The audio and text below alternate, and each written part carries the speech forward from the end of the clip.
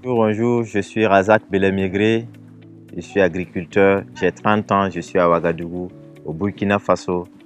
Je suis accompagné par Profegec pour la transformation de la fraise en confiture biologique. Donc ici, nous avons les parcelles d'oignons. Voilà, c'est des oignons, on a juste voulu faire la production de semences d'oignons. Donc vous voyez comme ça.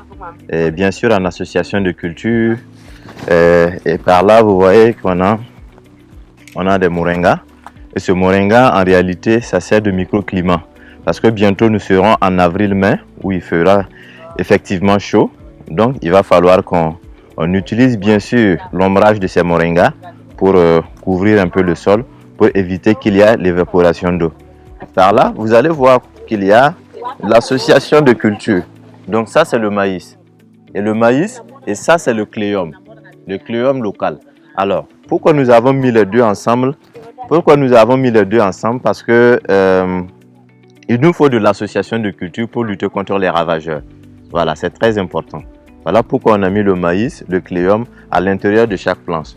Vous voyez, ça c'est du moringa aussi qui va bientôt donner. Puisqu'en agroécologie, il faut toujours faire les associations de culture, les rotations de culture. C'est très important en agroécologie. Ça permet de lutter contre les ravageurs et ça permet d'économiser parce que en même temps vous allez récolter par exemple le moringa, vous allez récolter l'oignon et ainsi de suite. Vous avez du maïs pour la consommation. Et en même temps, on sélectionne nos propres semences. Voilà. Nous sélectionnons nos propres semences. Ce qui veut dire que rien ne se perd ici, tout se transforme. Alors, la semence serait récoltée, on va la stocker, on va la conserver et on va l'utiliser l'année prochaine. Donc, c'est comme ça que nous travaillons ici.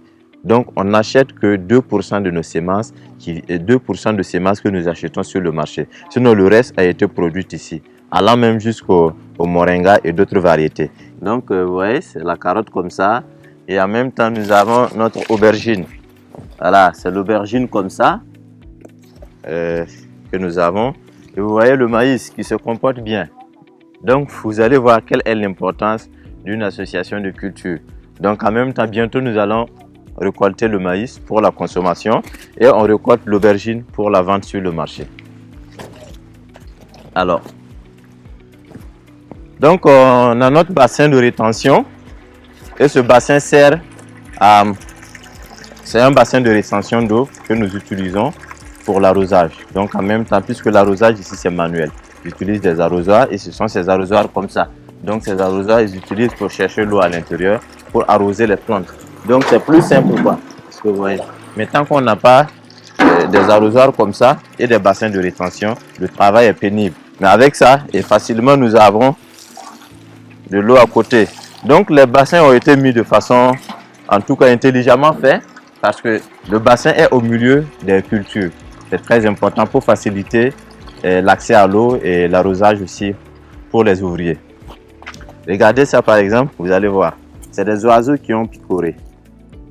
Alors, et si on n'avait pas mis le maïs ici, quand les oiseaux viennent, ils s'intéresseront peut-être à la fraise ou ils vont s'intéresser à l'aubergine. Alors, mais comme ils sont venus trouver le maïs qu'ils aiment bien, donc les oiseaux, rapidement, ils vont attaquer le maïs et en même temps, nous récoltons notre fraise ou encore notre aubergine locale sans problème. Donc, on arrive à déjouer aussi leur mission, quoi. Alors, donc on a les tournesols. Donc c'est très important dans une ferme qu'on ait quand même les tournesols parce que les abeilles aiment les tournesols. Voilà. Et sans abeilles aussi, il faut vous dire qu'il n'y a pas de pollinisation. Donc on a besoin des tournesols pour attirer les abeilles et on a besoin des abeilles pour la pollinisation au niveau des cultures, telles que la fraise, telles que les laitues, les radis, les navets, etc. Donc voilà pourquoi on a mis systématiquement les plants. On a sémé le tournesol pour attirer nos amis abeilles. Donc ce sont des amis du cultivateur, les abeilles. Donc là, vous allez voir, c'est un champ de poivrons. Ce champ de poivrons, vous remarquez qu'il y a d'autres qui sont rouges, il y a d'autres qui ne sont pas rouges. Maintenant, les poivrons qui sont rouges, c'est la semence maintenant que nous allons récolter. Donc ça fait 2 ans de cela que nous avons les poivrons qui sont ici. Voilà, et ça continue à produire. Maintenant, nous sélectionnons au fur et à mesure les semences. Voilà, donc on aura les semences de poivrons produites à la ferme ici et qu'on va réutiliser pour la campagne prochaine.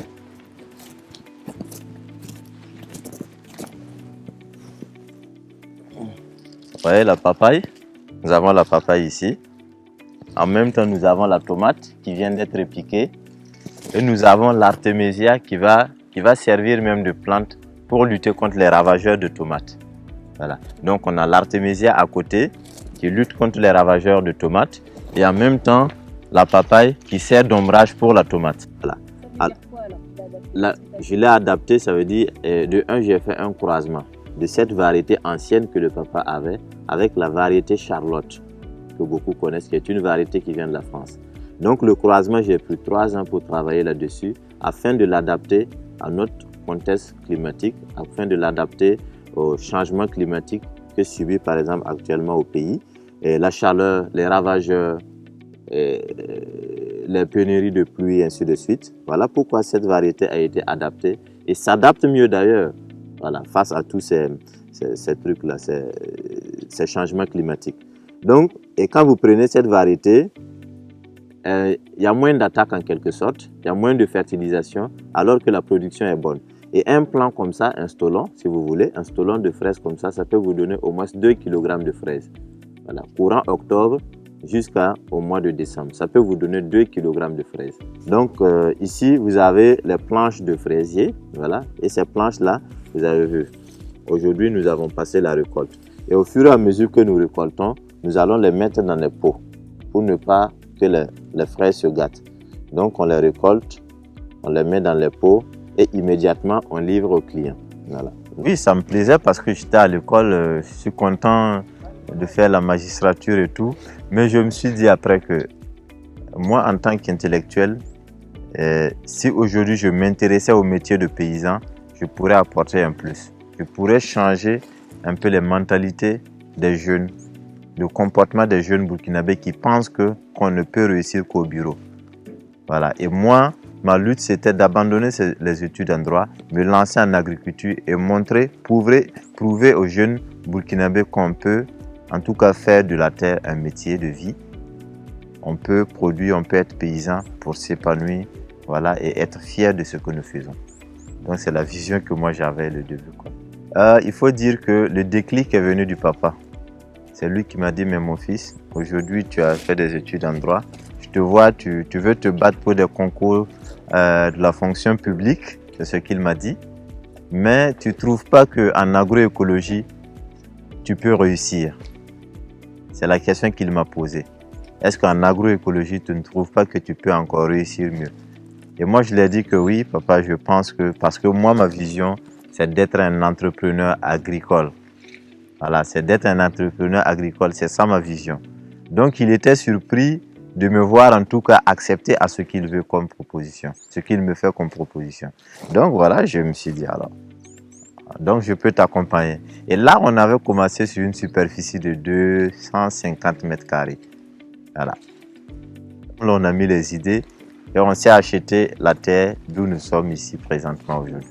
Et là, quand je suis arrivé, la première des choses, on a travaillé conséquemment sur la planification des cultures. Comment planifier les cultures, comment améliorer la production agricole, comment produire ce qui est rentable et en un temps vraiment restreint. Donc, c'était la vision que moi j'avais, mais restant bien sûr dans la production biologique, quoi, sans utilisation d'intrants chimiques de synthèse. Et le projet Profegec aujourd'hui, je travaille avec 2 yeux. Mais là, dans le cadre du projet, j'ai fixé un objectif, c'est de renforcer la filière de production de fraises biologiques et la transformation de fraises biologiques en confiture. Je travaille avec un incubateur qui est le 2 yeux, voilà, qui est le 2 yeux qui m'a sélectionné, qui m'a pris en tout cas parmi les 5 entrepreneurs agricoles. Et là, je travaille avec eux et l'incubation, on a commencé à au moins 6 mois de cela que je travaille avec 2 yeux sur la façon d'améliorer nos productions, les emballages, comment faire la confiture, comment faire la recherche de partenariat, comment mettre les synergies d'action entre les jeunes entrepreneurs, voilà, comment faire les études de marché, les packaging, tout ça pour la fraise, comment analyser la fraise et avoir une fraise de qualité biologique, comment pouvoir structurer l'entreprise qui est Amine Agri. Tout ça, ce sont des étapes qu'on a déjà abordées avec le 2 yeux. Parce qu'avant... Oui, avant j'avais une production de fraises, donc je produisais déjà, mais je n'avais pas l'idée de transformer cette fraise en confiture. Et avec Profigec, deux yeux, on a réfléchi sur l'idée, en tout cas sur l'initiative de transformer cette fraise en confiture pour avoir une valeur ajoutée. Et surtout en restant toujours dans les bonnes qualités de production de fraises, en conservant tout ce qui est comme qualité lors de la transformation de nos fraises en confiture. Ici, c'est un site d'expérimentation. Et malgré sur ce site d'expérimentation, nous pouvons avoir 100 kg de fraises par semaine sur ce site. Alors, la différence des deux autres sites, c'est que le site qui se trouve à Boulby, c'est un grand site. Nous sommes là-bas sur 2 hectares. Et la spécificité de ce site, c'est qu'on cultive que la fraise en grande quantité et des petits pois. Maintenant, l'idée des fraises qui sont produites sur ce site est destinée à l'exportation, telles que la Côte d'Ivoire. Sans citer les pays, nous avons tous les pays d'Afrique de l'Ouest, sauf le Sénégal que je ne distribue pas les fraises. Voilà. Donc cette production est destinée à distribuer au niveau de l'Afrique de l'Ouest, telle que la Côte d'Ivoire qui occupe plus de 50% de ma consommation en fraises biologiques. Ensuite, le Togo, le Ghana, Niger, ainsi de suite. Nous distribuons les fraises issues du site qui est de Boulby. Et le second site, le dernier site qui est à Gampela, ce site pour l'instant, nous sommes en train de mettre le paquet sur ce site-là pour améliorer les variétés que nous avons. Et là, nous avons fait la spécificité au niveau de ce site en cultivant uniquement que les stolons de fraises. Donc, ce n'est que les stolons, la pépinière que nous cultivons là-bas, soit pour distribuer, soit pour ramener sur les grands sites principaux afin de pouvoir produire à grande échelle.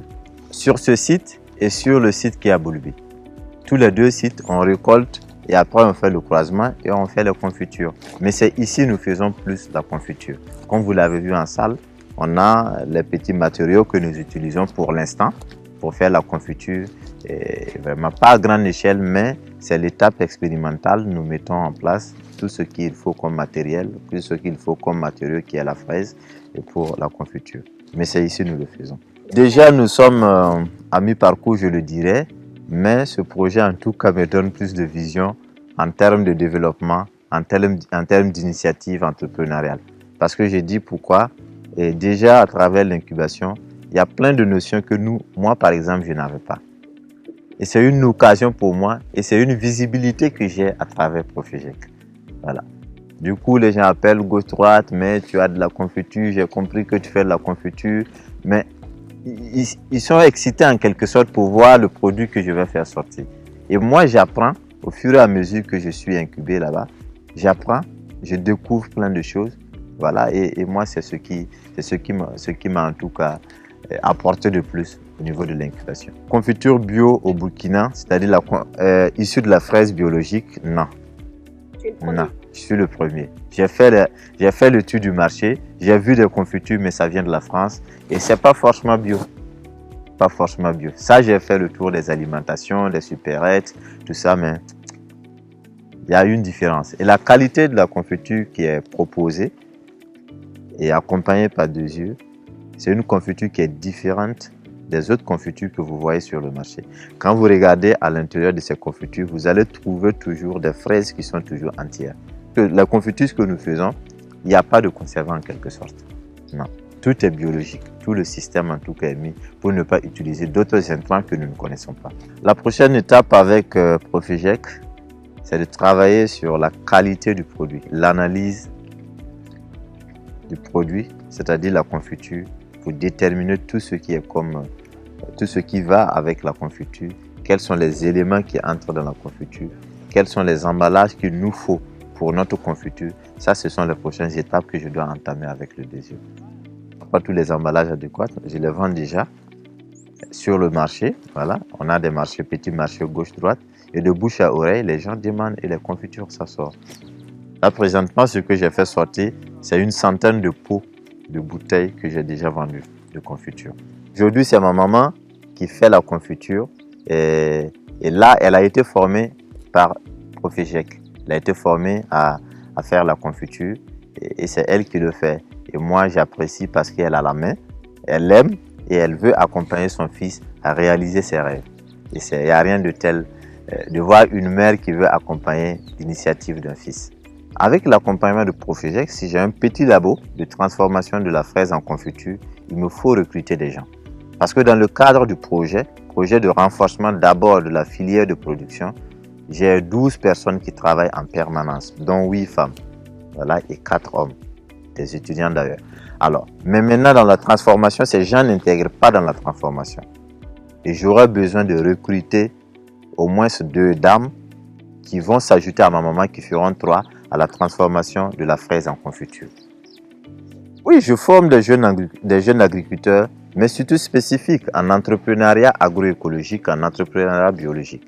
Et là, ma vision, comme je le dis toujours, partager, c'est s'enrichir. Moi, aujourd'hui, j'ai la connaissance, j'ai eu la chance d'apprendre auprès de mon papa qui est un des doyens en agroécologie. Donc, j'ai appris auprès de lui, mais je ne peux pas les garder le savoir à moi.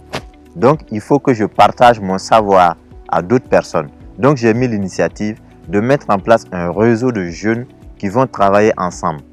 Mais nous avons commencé par la culture de fraises. Comment ils peuvent formuler les biopesticides, les biofertilisants, comment ils peuvent mettre en place une itinéraire technique de production de fraises. Tout ça, c'est comment ils peuvent élaborer un bon projet de culture de fraises, tout ça. Mais on est plus étendu parce que ce n'est pas uniquement la fraise qu'on entreprend, il y a plein de projets. Et moi, ma vision, c'est d'amener, en tout cas, le Burkina Faso en tant que capitale de l'entrepreneuriat.